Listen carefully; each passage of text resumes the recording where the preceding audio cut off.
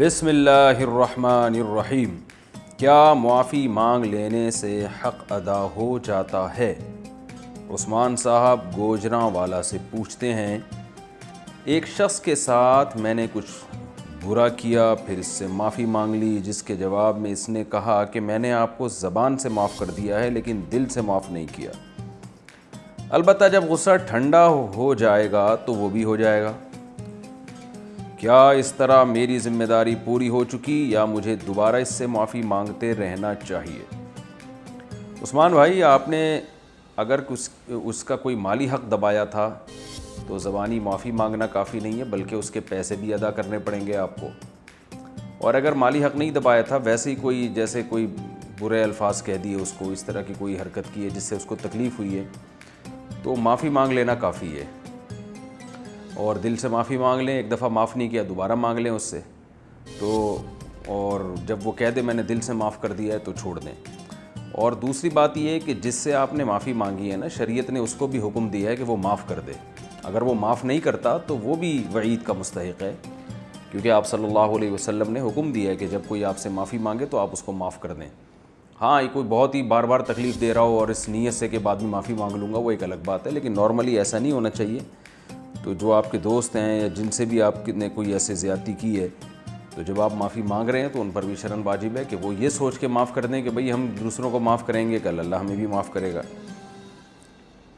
کیا اسلام میں بیٹے کا مال باپ کا ہوتا ہے؟ تیمور احمد کراچی سے، اسلام میں بیٹے کا جو مال ہوتا ہے وہ کیا باپ کا مال ہوتا ہے؟ اگر بیٹے نے کہیں خرچ کرنا ہے اور باپ منع کرے تو اس سلسلے میں کس کی بات چلے گی؟ دیکھیے، اصل میں تو اسلام میں یہی ہے کہ اسلام شخصی ملکیت کا قائل ہے کہ جو جس کا مال ہے وہی مالک ہے اس کا۔ البتہ ایک حدیث میں آتا ہے انت و مالک لابیک، آپ صلی اللہ علیہ وسلم نے بیٹے سے فرمایا تو بھی اور تیرا مال بھی تیرے باپ کا ہے۔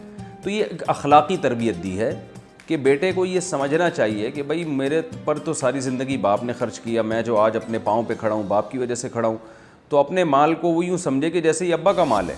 لیکن حقیقت یعنی قانون یہی ہے کہ بیٹے کا مال بیٹے کا ہے، باپ کا مال باپ کا ہے، الگ الگ مال ہیں یہ۔ باپ بیٹے کی پرمیشن کے بغیر اس کا مال استعمال نہیں کر سکتا۔ ہاں، اگر باپ محتاج ہے تو پھر بیٹے پر لازم ہے کہ باپ پہ خرچ کرے۔ باپ اگر محتاج ہے، ضرورت مند ہے، کھانے پینے کے لیے اس کے پاس یعنی وسائل نہیں ہیں، تو پھر بیٹے پر لازم ہے کہ جو باپ کی بنیادی ضرورتیں، رہائش اور خوراک اور لباس، یہ تین بنیادی ضرورتیں پھر بیٹے کے ذمہ لازم ہے کہ وہ باپ کی پوری کرے، بشرطے کہ باپ کے پاس پیسے نہ ہوں۔ تو ایسی صورت میں پھر باپ بیٹے سے اپنا جو واجب حق ہے وہ زبردستی بھی لے سکتا ہے۔ لیکن اگر باپ کے پاس اتنے پیسے ہیں کہ وہ اپنا مناسب رہائش ہے ان والد کے پاس، اور مناسب خوراک کا انتظام ہے اور لباس کا انتظام ہے، تو پھر باپ بیٹے کے مال میں زبردستی شرعاً نہیں کر سکتا اور اس کی مرضی کے بغیر اس کے مال میں تصرف نہیں کر سکتا۔ تو قانون یہی ہے۔ وہ نبی صلی اللہ علیہ وسلم نے البتہ اخلاقی طور پر جو اولادوں کی تربیت کی ہے، اولادوں کو سمجھایا، وہ یہی ہے کہ بھئی قانون کو مت دیکھو، بس باپ کے باپ ہونے کو دیکھو۔ تو ابا کو جو ہے نا اس کے بارے میں ظرف کو کشادہ رکھو، ابا اگر آپ سے پیسے مانگتے ہیں تو دے دیا کرو، بس یہی سمجھا کرو یہ ابا کے ہی پیسے ہیں۔ یہ اخلاقی تربیت ہے، قانون نہیں ہے۔ قانون وہی ہے جو میں نے بتا دیا کہ نہ باپ بیٹے کے مال پہ زبردستی لے سکتا ہے اور بیٹے کے مال کو، اور نہ بیٹا باپ کے مال کو زبردستی لے سکتا ہے۔ دونوں کا مال الگ الگ ہے اور ایک دوسرے کی طیب خاطر کے بغیر یہ مال استعمال نہیں کر سکتے۔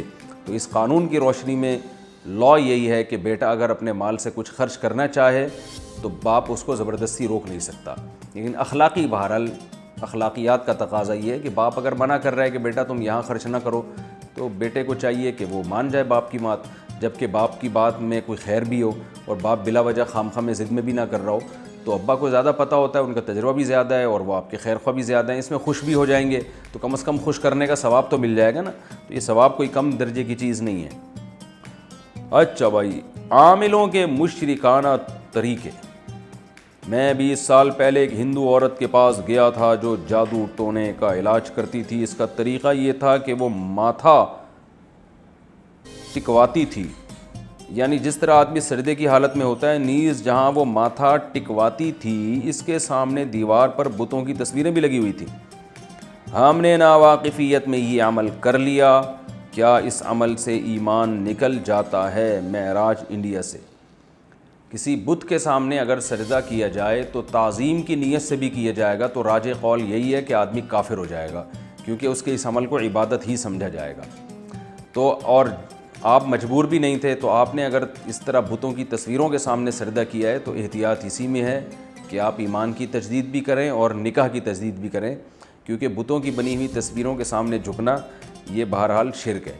تو اس میں ٹھیک ہے آپ کی نیت شرک کی نہیں تھی، آپ کی نیت کو جادو ٹونے کے علاج کی تھی، لیکن اس میں احتیاط کا پہلو یہی ہے کیونکہ یہ عمل غیر یعنی بتوں کی عبادت ہی کہلاتا ہے۔ تو فقہاء نے مسئلہ لکھا ہے کہ پتھر کے بنے ہوئے بت کے سامنے اگر کوئی جھکے گا یا سجدہ کرے گا تو وہ کوئی بھی نیت ہوگی ہم اس کو کافر ہی سمجھیں گے۔